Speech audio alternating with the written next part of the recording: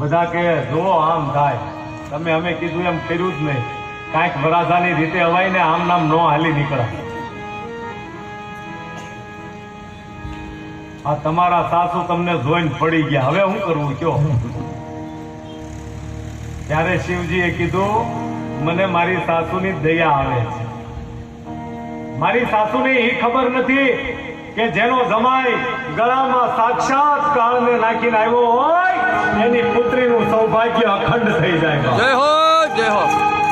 મને મારી સાસુની દયા આવે, કાં પડી ગયા? પણ એક સંતનો તાત્વિક દ્રષ્ટિ એ છે કે મેના રાણીને ચક્કર આવ્યા પડી નથી ગયા, પણ મેના રાણી જે આરતી લઈને ગયા ને એમાં શિવના લલાટમાં ચંદ્ર જોઈ ગયા. એટલે મેના રાણીને એમ થયું કે જેના લલાટમાં સાક્ષાત જો ચંદ્ર બિરાજમાન હોય એની આગળ મારી આરતીની શીખી. જય હો, જય હો. આ તો શિવજી છે. ભગવાન વિષ્ણુએ કીધું ત્યારે માંડ માંડ એક મૃગ ચર્મ લપેટેલું વાઘાંબર, નકર તો એમના માવવાના દિગંબર અવસ્થા.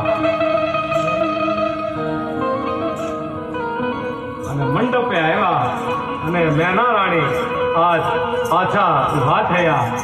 અને હવે શિવને શિવજીએ જોયું કે મારા સાસુની મને દયા આવે, પણ હવે જે સાસુને રૂપ દેખાડું એ કઈક જુદું હતું. એવા સુંદર વરાજા અને સાવરો મૃત્યો દેખાણો. ત્યારે મેના રાણીએ આરતી ઉતારી અને પોખવાનો વિધિ કર્યો. અહીંયા જાન મંડપ